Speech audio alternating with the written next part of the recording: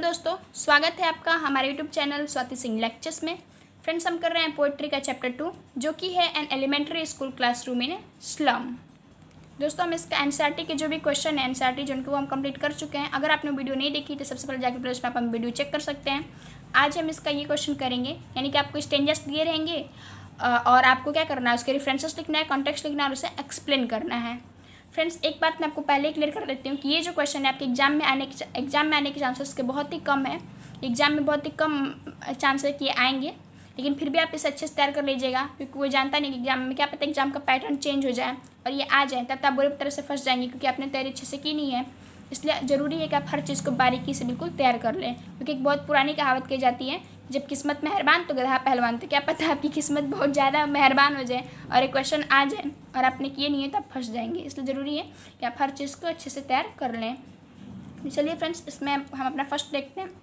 First है हमारा far far from dot dot dot order then this, यानी कि यहाँ से लेकर यहाँ तक दिए हुए हैं और जो भी दिए हैं हम उसको क्या करना है, एक्सप्लेन करना है। एक मिनट आपको क्लियर कर, यानी कि दोस्तों जो आपको स्टेंजर्स दिए गए थे वो यहाँ से लेके यानी फार फ्रॉम से लेके आपको वो यहाँ तक दिए हुए हैं, अदर देन दिस तक दिए हुए हैं। और ये हमें क्या करना है, इसे हमें इसे अच्छी तरह से एक्सप्लेन करना है, लिखना है कि इससे क्या पोएट ने कहा है अपने पोएम में। तो चलिए फ्रेंड्स, अब हम इसको लिखने का तरीका जानते हैं।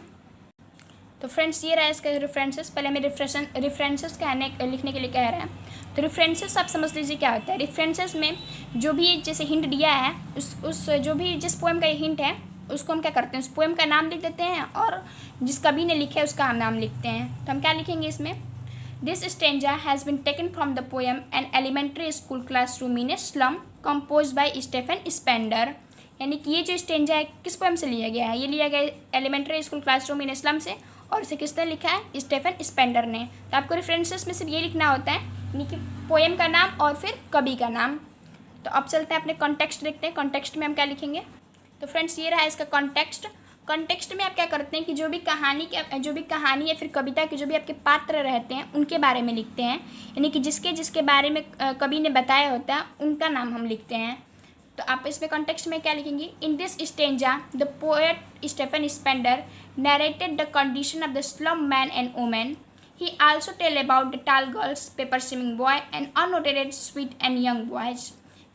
नैरेटेड मतलब होता है वर्णन करना, यानी कि इस स्टेंजा में स्टेफन स्पेंडर जो हमारे कवि हैं किसके बारे में वर्णन किए हैं, वो किए हैं स्लम में रहने वाले जो लोग हैं उनकी स्थिति के बारे में। और किसके बारे में बताया, he also tell about the tall girls, इसमें और बताया लंबी लड़की जो थी उसके बारे में बताया है। पेपर स्विमिंग बॉय, कागज़ की तरह दिखने वाला जो लड़का है उसके बारे में बताया है। And unnoted sweet and young boy, और जो यंग लड़का है उसके बारे में बताया है। अब हम जानते हैं कि कवि जो भी लिखे हैं अपनी कविता में, इस स्टेंजा में जो भी कवि लिखे हैं उन्होंने क्या लिखा है उसको हम क्या करेंगे, एक्सप्लेन करेंगे। तो चलिए अब हम इसका एक्सप्लेनेशन देखते हैं। तो फ्रेंड्स, ये रहा इसका एक्सप्लेनेशन। आप इसके एक्सप्लेनेशन में क्या लिखेंगे, आप इसमें लिखेंगे in this stanza the poet describe the miserable, bleak and hopeless life of the slum children who have a gloomy future. पहले में इसमें जो भी कठिन शब्द है उसको जान लेते हैं। मिजरेबल मतलब होता है दुखमय, ब्लिक मतलब होता है बेरंग, होपलेस मतलब आप जानते ही हैं निराशापूर्ण जीवन, और ग्लूमी फ्यूचर मतलब होता है, वैसे तो फ्रेंड ग्लूमी का मतलब उदास होता है, लेकिन यहाँ पे ग्लूमी फ्यूचर का मतलब है अंधेरा। जो उनका जो फ्यूचर है, भविष्य, वो कैसा है, बिल्कुल अंधेरा है, उसमें बिल्कुल डार्कनेस है, इसके बारे में बताते हैं। हम लिखेंगे in this stanza the poet describe the miserable, bleak and hopeless life of the slum children who have a gloomy future. यानी कि इस स्टेंजा में पोएट उन बच्चों के, स्लम में रहने वाले उन बच्चों के दुख में, बेरंग और निराश जिंदगी के बारे में वर्णन करते हैं, जिनका फ्यूचर कैसा है, बिल्कुल ही ग्लूमी है, बिल्कुल ही अंधकार में डूबा हुआ है, क्योंकि उनके पास हर चीज़ का अभाव रहता है।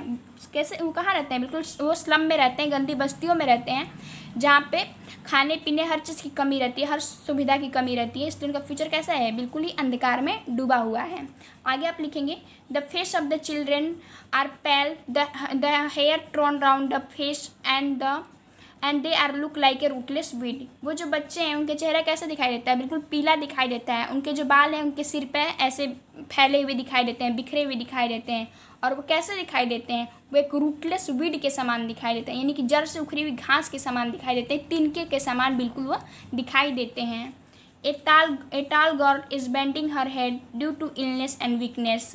एक लंबी लड़की है रहती है जो अपने सर को झुकाए रहती है। क्यों झुकाए रहती है? क्योंकि वो बीमार रहती है, वीक रहती है, जिसके कारण वो अपने सर का सारा वजन क्या करती है? नीचे की तरफ झुकाए रहती है। आगे आप लिखेंगे there was a boy who is very thin hungry and weak. वहाँ पे एक लड़का रहता है, उसके बारे में बता रहते हैं वो कैसा रहता है। वो बहुत ही क्या करता है? थीन रहता है, बहुत ही पतला रहता है, पेपर स्ट्रीमिंग रहता है, पेपर कागज़ के समान कैसा रहता है? बिल्कुल पतला रहता है। हंग्री यानी भूखा रहता है, और वीक मतलब कमज़ोर रहता है।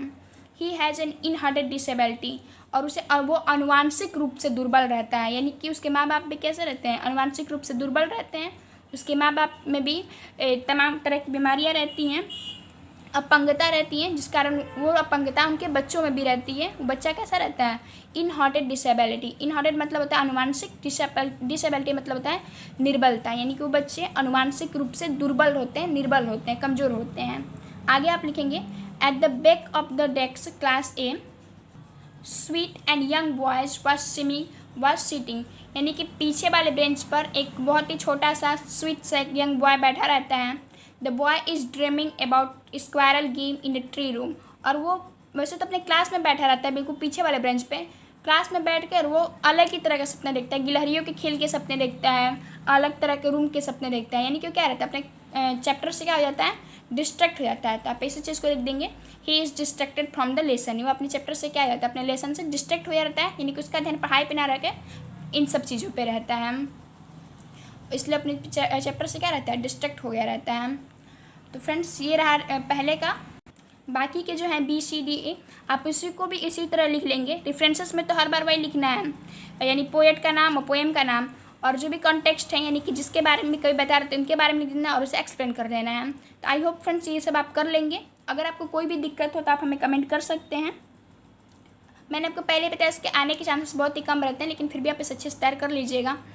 और अगर आपको कोई दिक्कत हो तो आप हमें कमेंट करें। अगर आपको वीडियो अच्छी लगी तो आप इसे लाइक करें, अपने दोस्तों के साथ भी शेयर करें ताकि उनको भी फ़ायदा हो सके, उनका भी पेपर है तो वो भी अच्छे से तैयारी कर सकें।